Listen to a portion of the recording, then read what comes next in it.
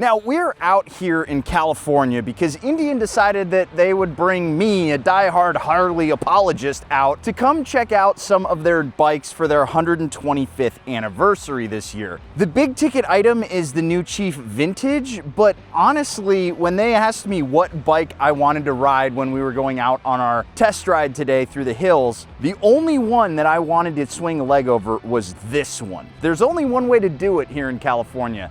That's to go hit some canyon roads. You'll have to forgive me, I'm not sure what's going on with my 360 camera, so we've only got the forward and the look back. But one of the things that I wanted to do first and foremost when I got on the Sport Chief here is I wanted to go get it in some Twisties, and we're finally headed out into some Malibu canyons here. And it's gonna give me a little bit of time to talk about this motor because it's taken me at least a good 2 hours to get to a point where I'm coherent enough while twisting the throttle to articulate a full sentence. I would say this is hands down the best American cruiser motor I've ridden. It's so good at delivering just oodles of power. And I kind of just think this is an Indian trait. I kind of thought it was just the FTR that was like this.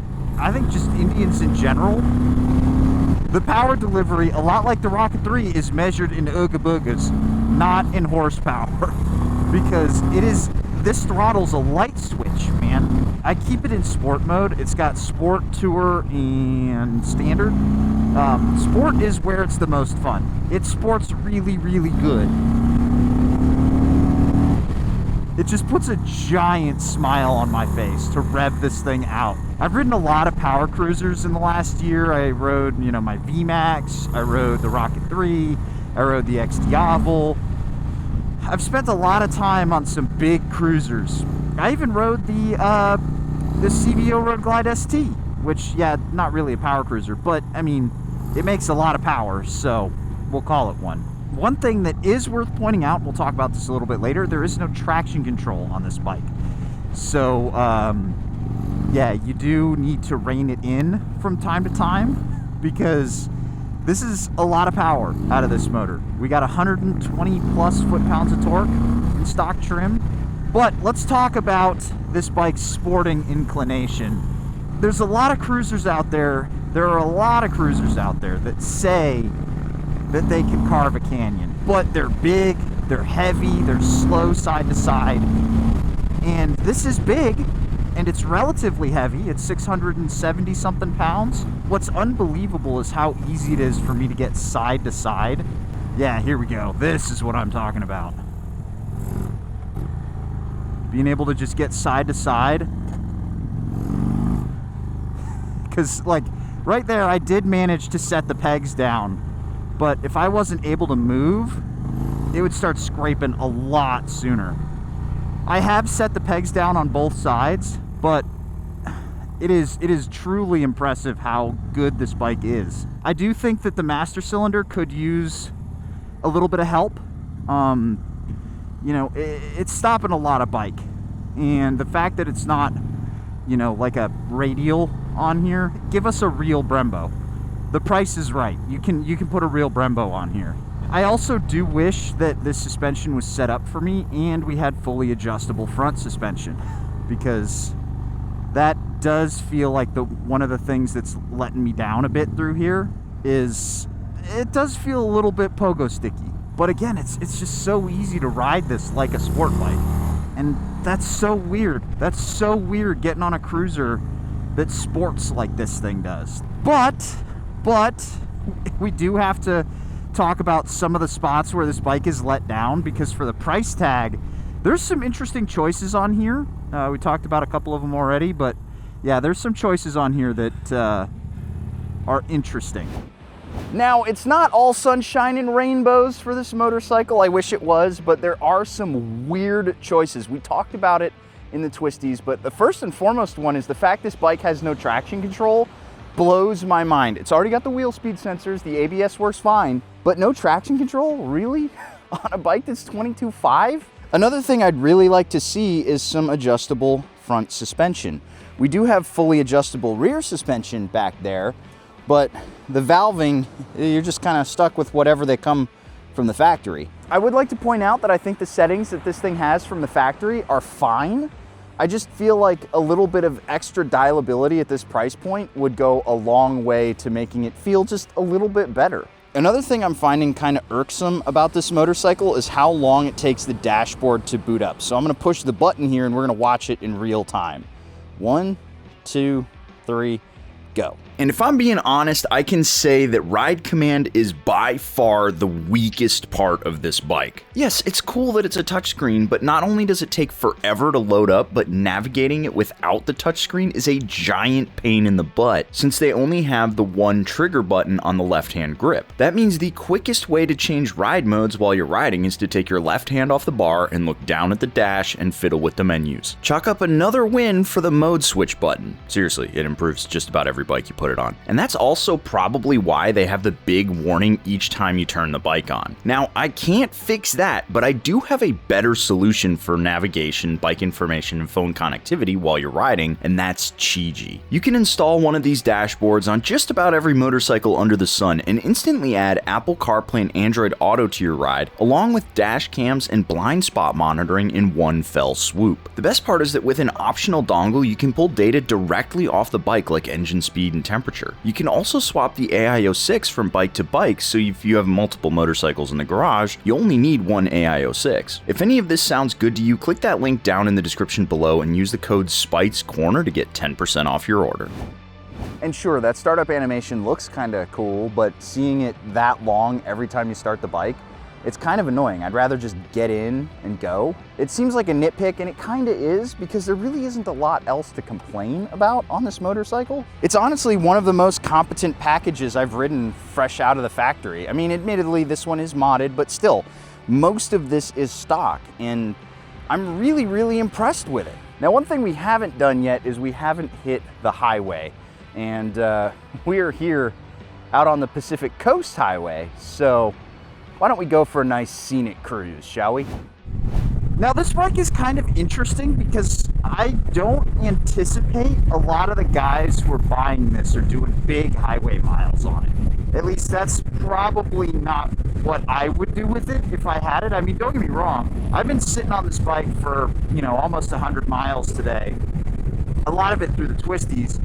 But just cruising down the highway, this thing is super comfortable, and obviously it's packing cruise control, so now it's even easier. It just kind of rides itself. But the thing is, this bike just feels a little bit boring like this in a weird way. I would so much rather just be chucking this thing through some Twisties because it's a lot more fun. It's a lot more engaging. I do want to point out, though, that this is one of the most comfortable cruisers for me right out of the box. I have not had a more comfortable seating position on just about any American cruiser. I will note that because this does have some taller handlebars on here, I'm experiencing some shoulder pain because I have a injury to this arm that I think I broke my collarbone when I was riding in Canada, and like a moron, I didn't go get it looked at. So it healed wrong, and I just every now and again I have to shake out my arm. For me, I would really want to have some slightly lower handlebars. I think that this comes stock with 6-inch risers, and that would be perfect. Basically being right down here would be where I'd want to be. It'd also pull me a little bit more forward, so my weight's a little less on my sitting bones. It's not that fast. I wanna say that. It is not a particularly fast motorcycle. It's quick, but it's not fast. It's stable at speed, which is nice, but it doesn't like get up and scream down the highway. Which brings me to point number whatever it is, the gas tank. Because of the way that I ride this motorcycle, which is just throttle 0% or throttle 100%, I go through gas very quickly on this bike. I am less than half of a tank in. I've been going through gas a lot faster than everyone else on this ride, just because I keep doing this everywhere. And again, after like 90 miles an hour, it's not really going that fast. But boy, oh boy, is this thing using a lot of gas to get there. If you can ride like a normal person, you're going to get a lot more range out of it. But I can't, because I'm not a normal person. I will note, though, that if you're switching between the modes, first of all, kind of a pain in the butt, because there's no mode button. Every other mode but sport is a bit of a snooze. In fact, I want to be back in sport now. Whee!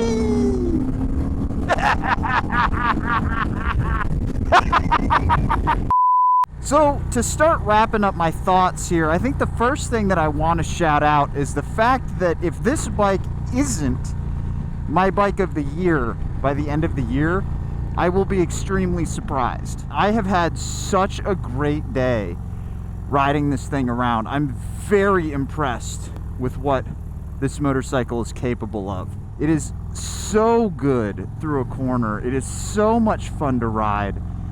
I'm really, really, really enjoying it. And it's honestly one of those bikes where at the end of the day, when I'm done with this thing, I'm really gonna miss it.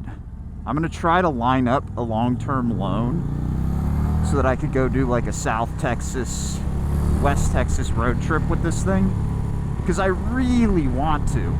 It's got the bags, they're not very big, but it'd be great to go out to Big Bend on one of these, go spend a weekend in Terlingua. I want to keep riding it. The thing that holds it back, I guess, in my opinion, is probably price.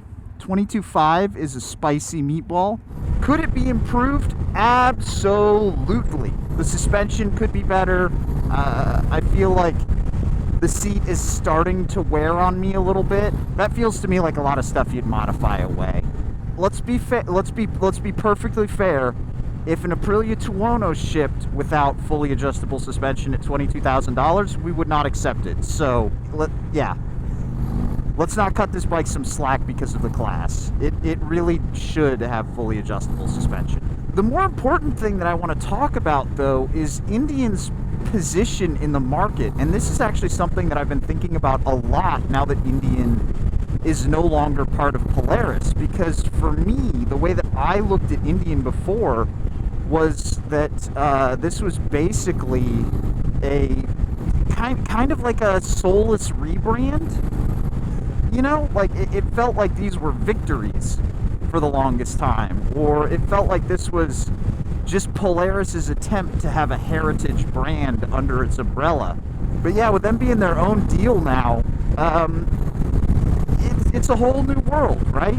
I really would like to see them, since Harley seems kind of okay to just surrender the mantle of the go fast cruiser or the racy or sporty bike. They just want to do this big, heavy touring bike trike deal. Let Indian be the go fast company. But if they're going to be the go fast company, I think they need to come up with something for this price that's a little bit closer to the Super Cruiser. I'm really interested to see what identity Indian is going to try to carve out, because we already have an American cruiser company that does nothing but talk about heritage all day. It's time to come up with something truly modern, right? Let the trappings of heritage be for other motorcycles and other brands. Like, it's fine. You're still going to have the vintage, right? Blockhead's on the vintage right in front of me. That bike's not going anywhere. You have a bunch of old classic style looking bikes. Leave them in the lineup, but then do something different.